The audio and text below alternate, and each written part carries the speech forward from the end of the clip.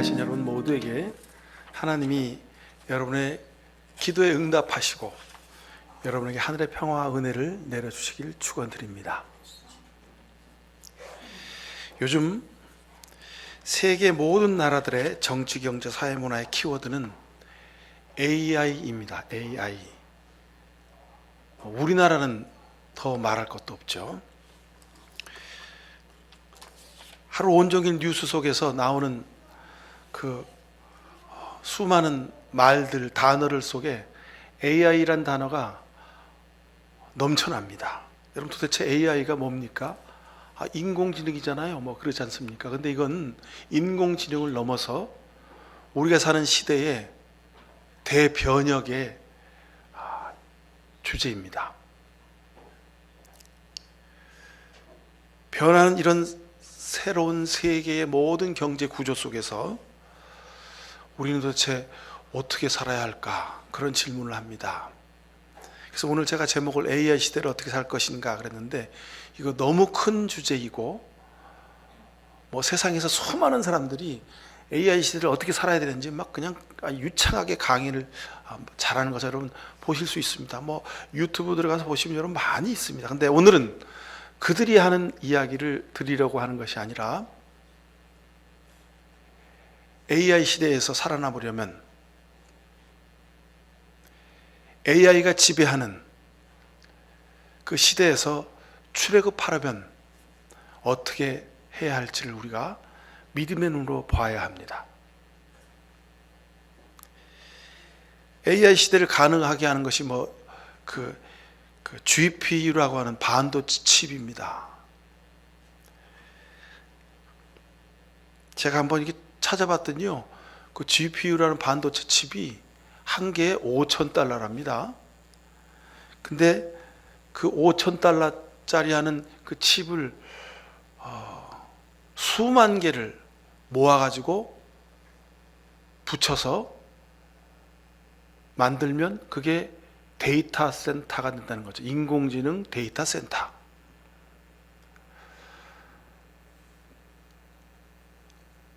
이것을 하는 회사가 엔비디아라고 하는 회사입니다. 이것을 생산하는 회사가. 근데 참 감사하게도 그 엔비디아라는 회사가 이 GPU 칩을 HBM4를 만들어 가지고 GPU 칩을 만드는데, 그래픽 칩을 만드는데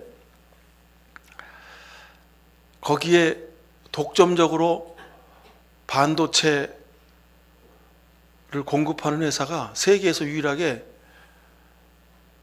SK하이닉스, 삼성전자라는 거죠. 그나마 참 감사한 일입니다. 이 엔비디아라는 회사가 세계에서 유일하게 이걸 독점 공급하는 거예요. 앞으로 우리가 사는 시대는요, 모든 전자제품, 아니요 사람의 몸속에까지도 이 GPU라고 하는 칩이 들어가게 될 모양입니다. 이 엔비디아라는 회사는요,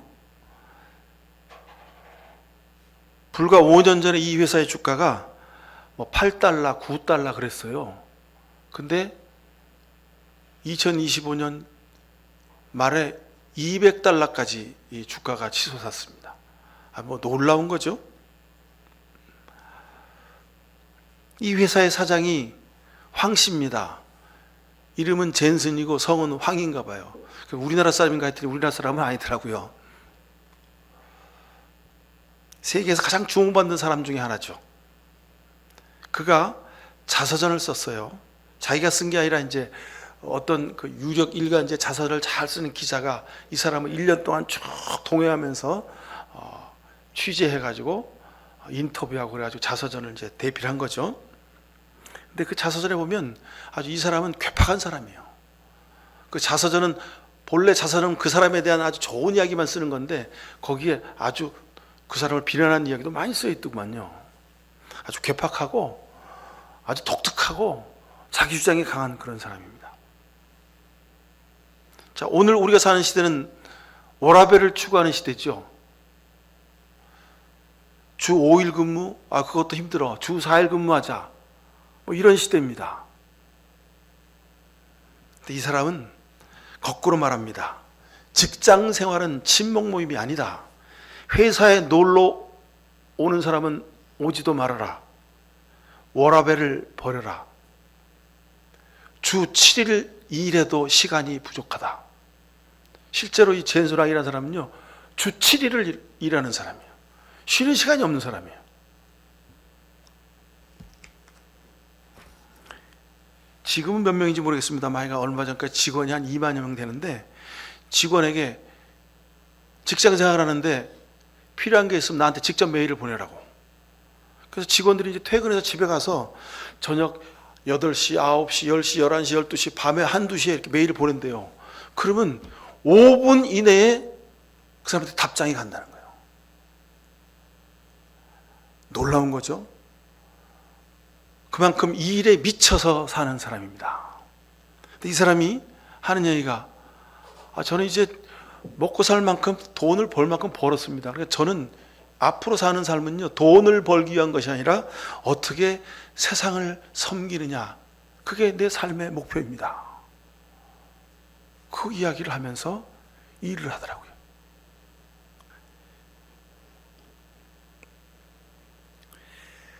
오늘 여러분들이 원하든지 원하지 않든지 간에 AI 시대를 살게 됐습니다. 세상은 이제 두 부류로 나뉩니다. AI 시대 전에 태어난 사람과 AI 시대 이후에 태어난 우리 교회 김희소 같은 사람들과 딱 두 부류로 나누는 거예요. 여러분 어떻게 사시겠습니까? 아마도 인류학자들은 말합니다. 새로운 봉건 시대가 올 것이라고. AI를 주도한 나라와 세력, 사람들 몇몇이 전 세계를 지배하는 그런 중세 시대로, AI 중세 봉건 시대로 돌아가게 될 것이라고 그렇게 예견을 합니다. 한편으로는 설레이고 기다려지는 시대이기도 하지만 한편으로는 아주 무서운 시대가 우리 앞에 지금 다가오고 있는 겁니다. 이런 시대 앞에 살아가는 그리스도인 우리들은 어떻게 이 시대를 살아야 할까? 이걸 영적으로, 신앙적으로 어떻게 해석하고 받아들여야 할까?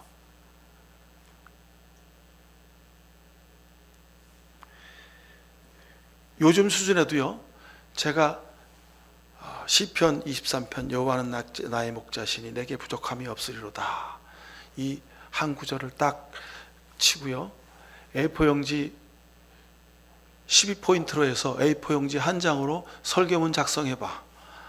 그러면 기가 막히게 설교문을 작성해 줍니다. 깜짝 놀랐습니다.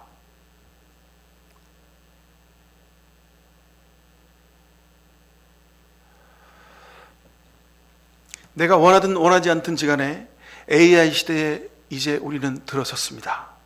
그리고 지금이 2026년이죠. 2030년까지 한 4년간에 걸친 이 변화는요, 지난 산업혁명 이후에서부터 지난 2025년까지 이루어질 변화와 거의 맞먹는 수준이 될 거라고 많은 인류학자들이 이야기를 합니다.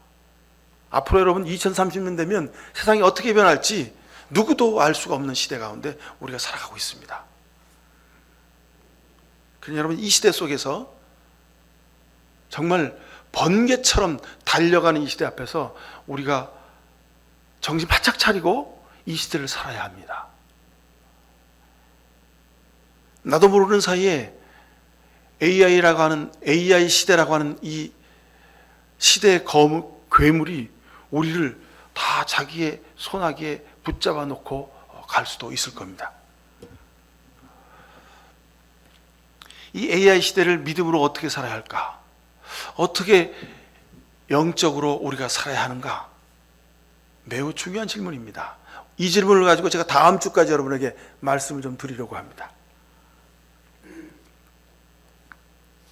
자, 우리가 세상에서 일을 하면서 삽니다.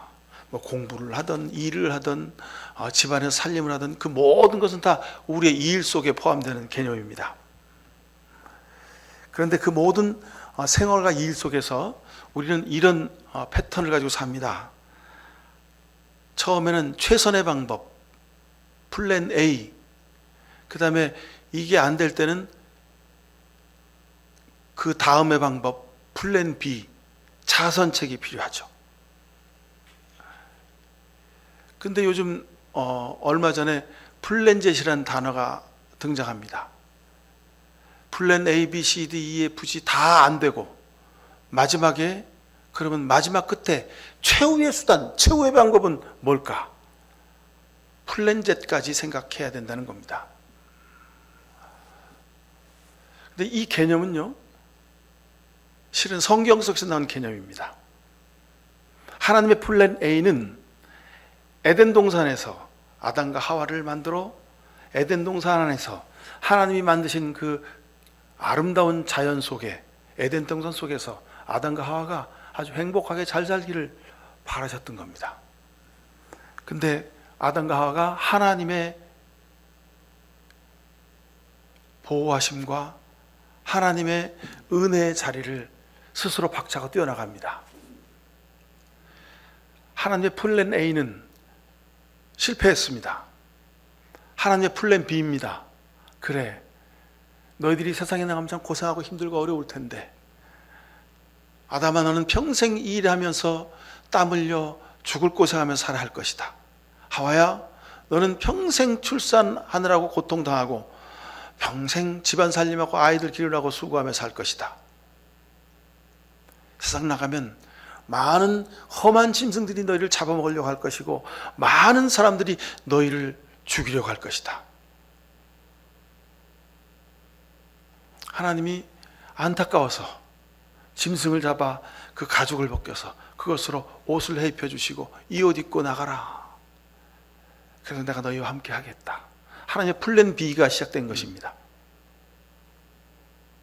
그리고 노아 때 하나님이 세상이 너무도 악해짐을 보시고 세상에 사람들이 지었음을 후회하셔서 저들을 심판하고 멸하기로 작정하십니다. 그래서 노아에게 홍수를 대비해서 방주를 지으라고 하죠. 그 방주 안에 모든 동물들과 식물들을 다 집어넣고 그리고 노아의 식구들을 태우십니다. 그리고 홍수로 세상을 싹 쓸어버리시죠. 하나님의 플랜 B입니다. 노아 시대 이후에 셈과 함과 야벳이라는 이 세 자녀를 통해서 다시 새로운 인류를 세상에 하나님이 퍼뜨리십니다. 그리고 아브라함을 비롯해서 믿음의 사람들을 세워서 아브라함과 이삭과 야곱, 그 다음에 요셉 쭉 내려오는 그런 과정을 통해서 하나님의 플랜 B가 쭉 진행되어 왔습니다. 자, 요셉 시대 때 요셉이 이집트의 국무총리가 되어서 가뭄으로 아무 먹을 것이 없는 본국에 있는 자기 식솔들을 다 데려다가 이집트에서 먹여 살립니다. 그렇게 100년, 200년 세월이 흘렀고 요셉 국무처리를 모르고 이스라엘 백성들을 모르는 이집트의 황제가, 이집트의 백성들이 가만히 보니까 우리 이집트 땅에 종으로 부리는 저 히브리 노예들이 너무도 많은데,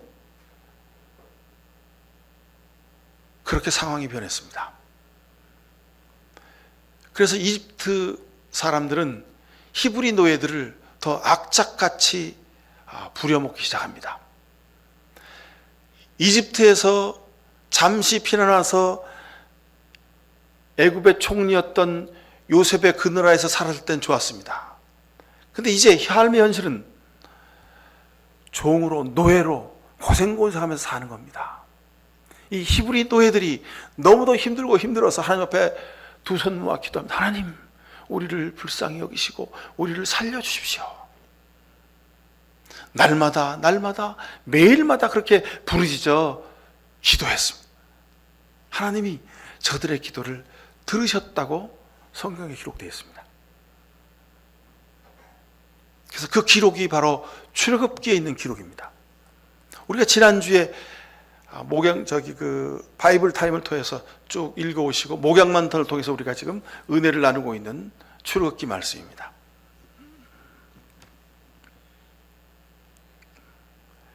이 출애굽기는요, 성경의 양대 기둥 중에 하나입니다.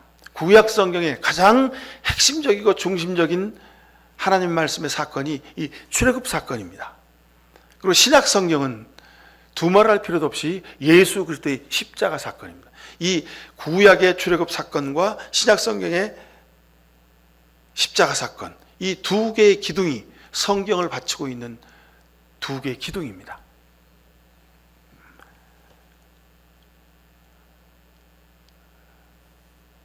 출애굽 사건은 하나님이 어떻게 이스라엘 백성들을, 사람들을 사랑하시고 인도하시고 저들을 먹이셨는지를 보여주는 아주 상징적인 사건입니다.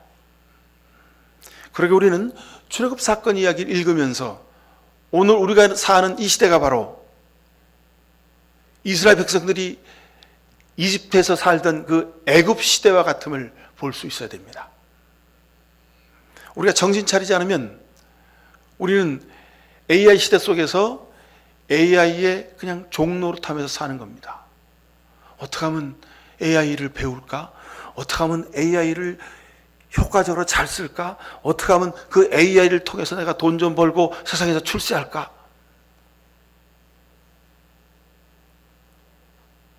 그런데 하나님은 우리 사는 이 시대에서 출애굽하라고 말씀하십니다. 시대에 휩쓸려서 시대에 푹 빠져가지고 그 시대의 도도한 탕류 속에 막 그냥 빨려 흘러 떠내려가는 것이 아니라 그 시대를 역류하는 살아있는 물고기처럼 그렇게 살기를 원하시는 겁니다.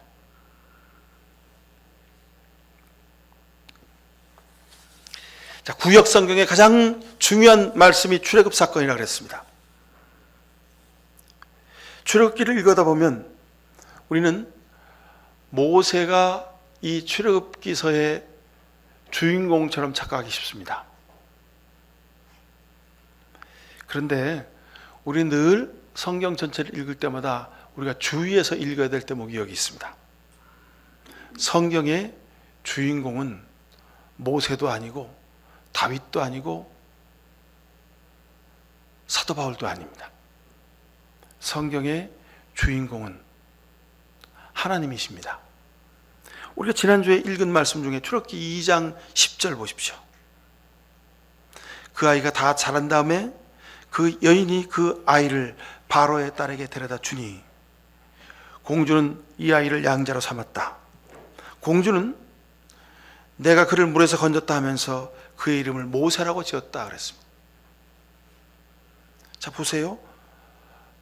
나일강의 갈대 상자에 눕혀져서 나일강에 둥둥둥둥 떠가는 그 갈대 상자를 아주 공교롭게도 나일강가에서 목욕하던 이집트의 공주가 발견합니다.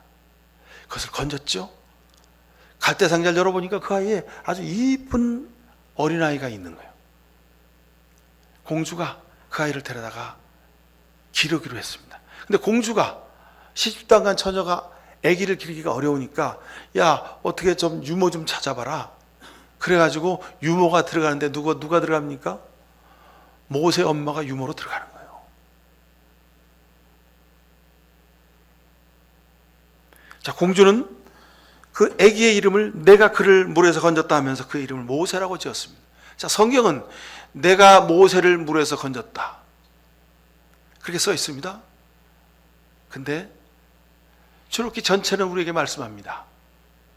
하나님이 모세를 물에서 건져 살리신 것이라고요.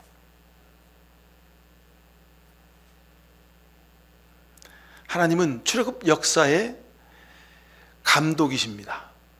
출애굽 역사의 작가이시고 출애굽 역사의 주연 배우가 바로 하나님이십니다.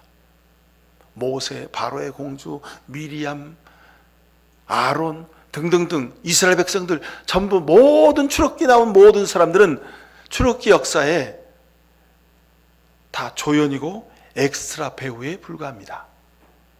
근데 우리 살면서 내 인생인데 내가 내 인생의 주인이야 그렇게 말합니다. 여러분 물론 내 인생입니다. 그런데 내 인생, 내 삶, 이 세상에서 살아가게 하신 분이 하나님이시라는 겁니다. 하나님이 여러분을 통해서 뭔가 일하시기 위해서 여러분에게 생명을 주신 겁니다. 그리고 2026년 이 AI 시대에, 이 격변의 시대에 여러분을 대한민국 땅에서 살게 하신 겁니다. 여러분, 삶의 모든 순간에서 이 삶의 관점을, 이 출애굽기의 관점을 꼭 가지고 살아가십시오. AI가 하는 것이 아닙니다.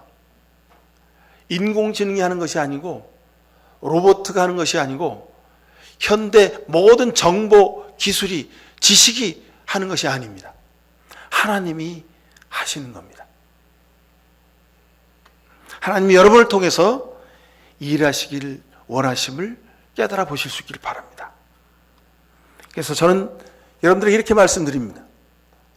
출애굽기의 역사는 그 옛날 이집트 땅에서 종으로 살던 히브리의 노예들이 이집트를 탈출한 출애굽기에 기록된 그 옛날의 고대 역사가 아니라 오늘 2026년을 살아가는 여러분 삶에서 일어나고 있는 현재 진행형의 역사가 바로 출애굽기의 역사라고 하는 겁니다. 엔비디아의 CEO인 젠슨왕이라는 사람이 나는 돈 벌기 위해 일하는 게 아니라요, 세계를 섬기기 위해서 일하는 겁니다. 이 사람은 예수님 없이도 믿음의 고백하지 않았음에도 불구하고 세계를 섬긴대요. 근데 믿음으로 사는 우리는 도대체 뭘 위하여 오늘을 살아가고 있습니까? 여러분, 기억하셔야 됩니다. 세상 사람들도 하나님 없이도 세상을 섬기며 살겠대요. 내가 지금 일하는 것은 워라밸을 위한 것이 아니요, 어떻게 하면 시간을 아껴서 주 7일 일하면서 세상을 섬겨야 할지를 고민하며 살아간대요.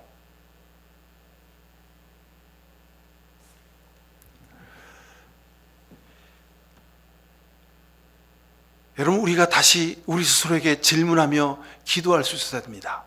하나님, AI 이 시대에 하나님, 저는 무엇을 하며 어떻게 살아야 할까요? 하나님께 기도하면서 여러분의 삶을 다시 한번 돌이켜 보실 수 있기 바랍니다. 그러나 성경 우리에게 말씀합니다.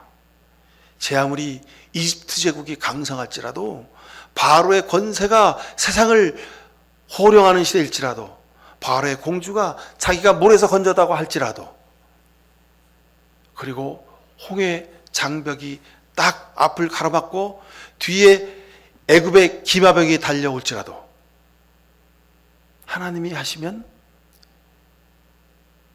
길이 있다는 거예요. 방법이 있다는 거예요. 제 아무리 인공지능이 최고인, AI가 최고인 시대를 살지라도 세상의 가장 귀한 가치는 사랑입니다.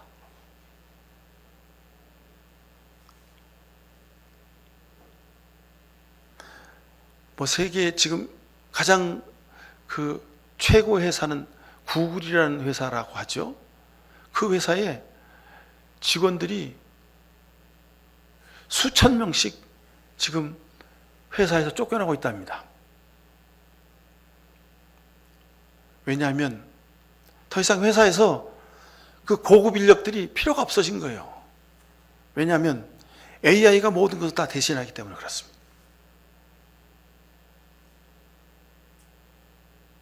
우리가 이런 시대를 삽니다. 그렇지만 이 시대 속에서 그래도 최고의 가치는 사랑인 것을 여러분 다시 깨달아 아셔야 합니다. 하나님이 창조하신 세상에 인간의 생명이 가장 존귀한 가치임을 우리가 끝까지 붙들고 살아야 합니다. 여러분들은 이 시대에서 하나님이 여러분을 쓰기 위하여 불렀습니다. 무엇을 위해서? 생명을 지키고 세상을 변화시키는, 세상에서 가장 귀한 가치가 사랑임을 세상에게 증거하기 위해서 하나님이 여러분을 부르시고 이끌어 주신 겁니다. 출애굽기 14장 29절에 보면 이스라엘 자손은 바다 한가운데로 마른 땅을 밟으며 지나갔는데 바닷물이 좌우에서 그들을 가려낸 벽이 되어 주었다 그랬습니다.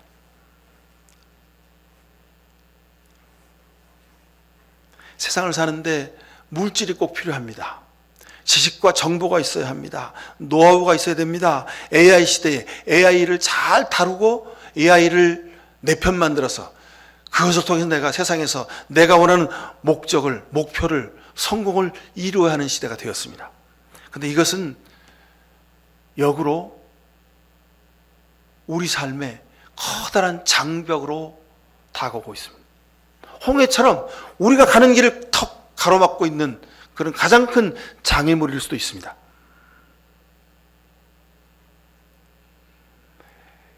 AI라고 하는 이 큰 장벽을 여러분 내가 어떻게 해결할 수 있습니까?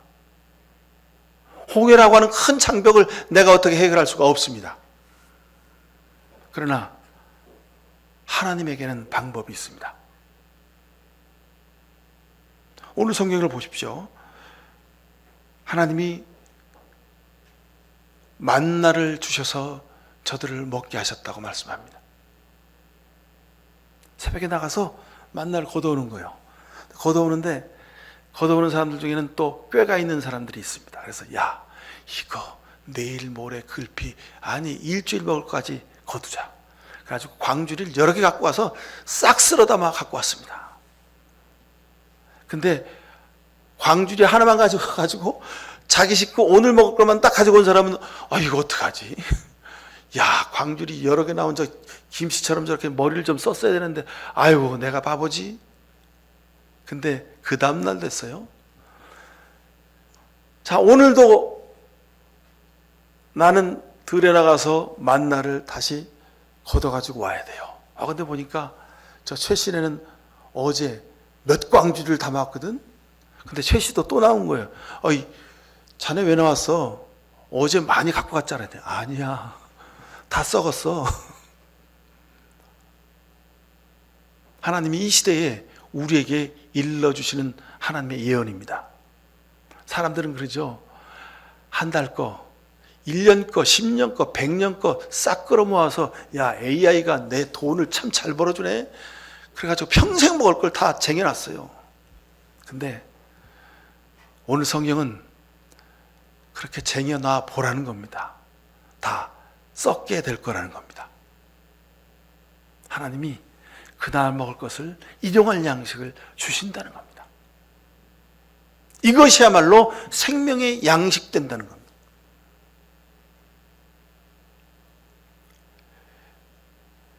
자, 우리가 매일마다 목양 만나 그래서 여러분에게 보내드립니다. 여러분, 만나는 그냥 만나가 아니요. 이 AI 시대를 살아가는 우리에게 있어 하나님의 예언과 같은 단어입니다. 어떡한데 저 사람은 저렇게 많이 벌고 저 사람은 저렇게 막 잘 나가고 저 사람은 저렇게 출세하고 저렇게 성공하는데 나는 어떡하지? 저 사람은 막 10광주리, 100광주리, 1000광주리, 10,000광주리를 가지고 있대. 여러분, 안타까워하지 마십시오. 사람은 하루에 3끼만 먹게 돼 있습니다. 2끼 먹어도 삽니다. 하루를 사는데 무엇을 위하여 사느냐가 중요합니다. 자, 가로막던 장벽이 저들이 홍해를 건너가야 되는데 홍해물이 장벽에 대해서 가로막았어요. 근데 하나님이 역사하시니까 그 가로막은 물이 벽이 되어서 길을 만들어 냈고 그리고 그 길 사이로 장벽 사이로 저들이 건너게 되었다는 거예요. 세상을 가려면 물질도 있어야 되고 지식도 있어야 되고 정보도 있어야 되고 뭐 여러 가지 많은 것이 있어야 됩니다. 그것이 우리 삶을 가로막는 홍해와 같은 것일 수 있습니다. 그러나 여러분들이 하나님과 함께만 한다면 하나님이 그것들을 벽이 되게 하셔서 길을 내주실 것입니다. 그리고 여러분이 그 길 가운데로 걸어가게 하실 것입니다. 이 출애굽기에 나오는 말씀 한 절 한 절이 아주 엄청난 상징 예언의 말씀임을 우리가 보아야 됩니다. 이스라엘 백성들 가로막던 그 홍해 바다가 갈라져서 벽이 되어가지고 저들이 그 길을 건너가서 살게 되었습니다. 자, 저들이 건너가서를 보고 그 뒤를 쫓아 따라 들어온 이집트의 기마병들 어떻게 했습니까? 벽이 되었던 그물이 다시 합쳐졌어요. 길이 없어졌어요. 제 아무리 당대 가장 최고의 전투력을 가진 기마병들일지라도, 전차병들일지라도 바닷물 속에 수장되어 다 죽고 말았습니다. 똑같은 벽인데, 똑같은 홍해 바닷물인데 누구에게는 구원의 길이 되어줬습니다. 근데 누구에게는 심판의 죽음의 바닷물이 되었습니다.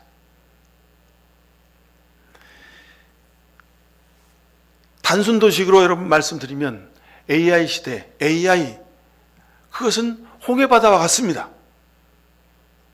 근데 그것이 여러분이 건너 지나가게 하는 벽이 될 것이냐, 아니면 그 물에 수장되어 죽은 이집트의 전차병들처럼 저들을 죽음으로 내모는 죽음의 물이 될 것이냐, 여러분에게 달려 있습니다. 여러분, 불가능한 현실 앞에서 걱정하고 주저하십니까? 꼭 기억하십시오. 하나님을 내 편 삼으려고 하는 사람들은 바닷물에 잠길 것입니다. 무슨 얘기냐? 바로 왕의 가장 최고의 전사였던 기마병, 전차병들은 하나님을 자기 편 삼으려고 한 거예요. 자기 능력과 자기 힘으로 이스라엘 백성들을 다 잡아 죽이려고. 아니요, 다 잡아 죽인 게 아니라 몇 명 시범 케이스로 죽이고 공포로 몰아가지고 저들을 다 끌어다가 다시 노예로 삼으려고 한 겁니다. 왜? 저들의 제국의 번영을 위해서, 저들의 성공을 위해서, 저들의 인생의 편리함을 위해서, 이익을 위해서 그렇게 하려고 한 것입니다. 하나님을 내 편 삼으려는 사람들입니다. 이 사람들은 바닷물에 다 빠져 죽었습니다. 그러나 하나님 편에서는 이스라엘 백성들은, 모세와 함께 하나님의 도우심을 구했던 이스라엘 백성들은 저들의 길을 가로막았던 그 홍해가, 홍해 바닷물이 벽이 되어서, 길이 되어서 저들을 살려주었던 겁니다. 여러분, 하나님을 내 편 삼으려 하지 마시고 여러분들이 하나님 편에 서실 수 있길 바랍니다. 이게 AI 시대를 살아가는 영적인 지혜의 플랜 A, 플랜 B, 플랜 Z 전부입니다. 어떻게 하나님 편에 설 것인가? 오늘 출애굽기 16장 본문의 말씀에 그대로 나와 있습니다. 우리가 읽지는 않았습니다만 17절에서 18절 보십시오. 이스라엘 자손이 그대로 하니 많이 거두는 사람도 있고 적게 거두는 사람도 있었으나 오멜로 되어보면 많이 거둔 사람도 남지 않고 적게 거둔 사람도 모자라지 않았다. 그들은 제각기 먹을 만큼만 거두어 드린 것이다. 이것이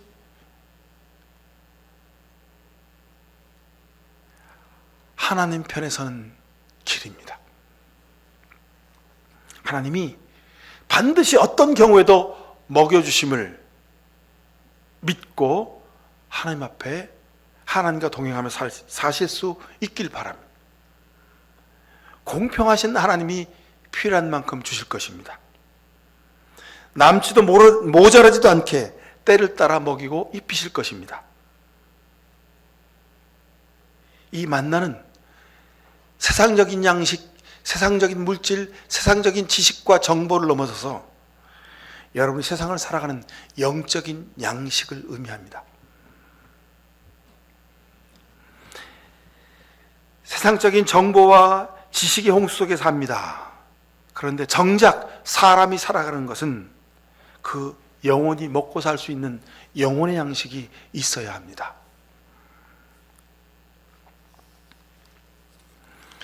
이 무서운 AI 정보 시대 속에서 여러분, 내 힘으로 어찌 사시렵니까?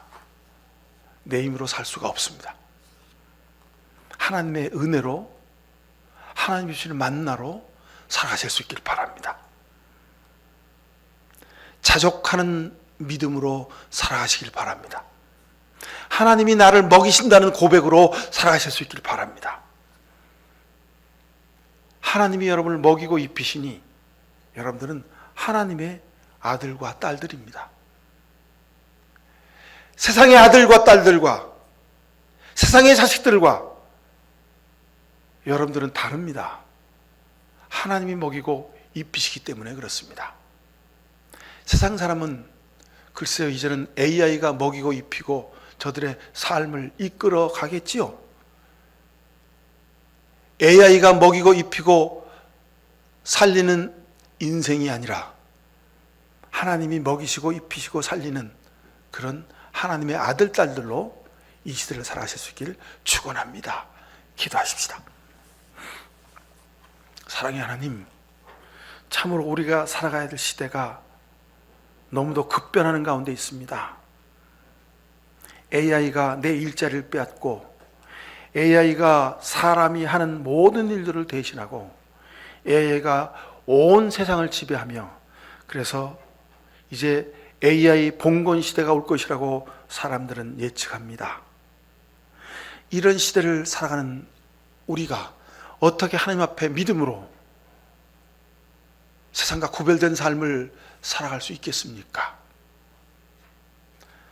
우리 앞을 가로막은 홍해처럼 거대한 장애물이 우리 앞에 있습니다. 그러나 하나님과 함께 하기만 한다면, 우리가 하나님 앞에 서기만 한다면 하나님이 그 홍해를 갈라 생명의 길, 복된 길 되게 하실 줄로 믿습니다.